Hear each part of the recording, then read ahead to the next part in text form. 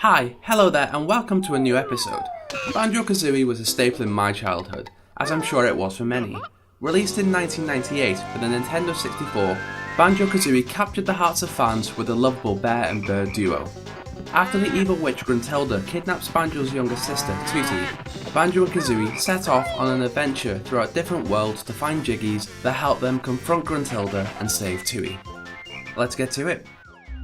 Number 10. There were multiple levels that were scrapped from the game. Mount Fire Eyes was to be a fire theme level.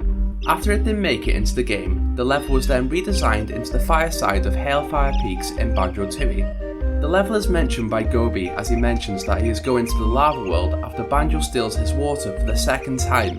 The entrance to the world was speculated to be the lava area of Gruntilda's lair.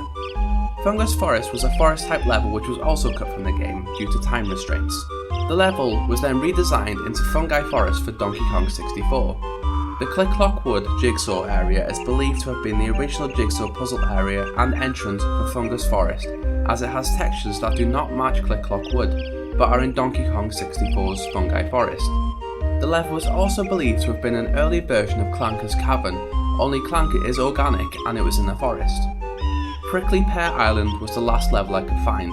Information is scarce on this one, but the composer did write a soundtrack for this level, which sounds similar to Freeze Easy Peak, which could suggest this was a nice level. I've put a link down below so you can listen to it yourself. Number 9. Treasure Trove Cove was originally called Hammerhead Beach. I'm glad they changed it. Number 8. Banjo Kazooie originally was called Project Dream, which was meant to be an RPG for the Super Nintendo.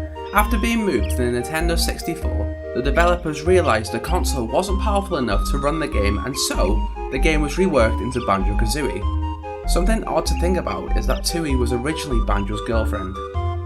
Gross. Number 7. Ever wondered why Mumbo helps you out in defeating Grunty? Well, at some point in time, Mumbo was Grunty's magical tutor, until one day she decided to focus on dark magic and turned evil. She then used a spell to transform Mumbo's head into a skull. Even after defeating Grunty, sadly, Mumbo didn't get his face back. Number 6. Remember that giant ice key found in Wozzer's cavern in the level Freeze Easy Peak? Well, it was trapped behind that transparent ice wall. You could see it, but you couldn't collect it. If you entered, cheat now you can see a nice ice key which you can have for free in the sandcastle in Treasure Trove Cove. The ice wall would appear and the key would be free to collect. Although the key has no use in the original Banjo Kazooie, it's still good to know that you can still access it. The key was also meant to be in Donkey Kong 64 as some fans found the code in the game's files, but for some reason it wasn't put in. Number 5. The Haunted Church in Mad Monster Mansion is actually modelled after a real church. The St James Parish Church in Twycross, England was probably chosen because it is where Rare is based. While on the topic of the church, the music book that is open on the organ is the actual sheet music to Mad Monster Mansion. Now you can play it at home. Number 4. An ending was scrapped from the game due to time restraints. As Grunty is about to fall from the tower after the final battle, she was meant to cast one last spell which would hit Banjo and turned him into a frog. The player would have then taken control of Tooty and went back into all the levels to collect some sort of coins to turn Banjo back into a bear. Just imagine going back to Rusty Bucket Bay and doing it again. What a hard level. Number 3. Remember in Donkey Kong 64 where the characters introduced themselves?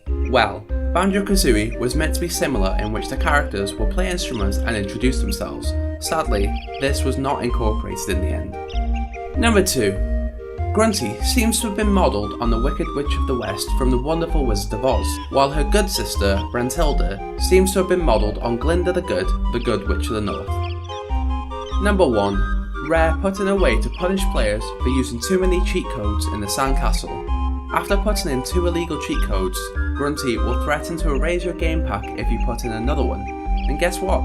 She does. The player is able to continue playing for as long as they want, but as soon as the game is turned off, the game data will be deleted. You have been warned. This does only work for the Nintendo 64 version. Okay, so that was 10 interesting facts about Banjo Kazooie. The remastered version of the game is available to download on the Microsoft Store. Did I miss anything important or interesting? Let me know down below. Be sure to subscribe if you like this episode and enjoy your day. Bye.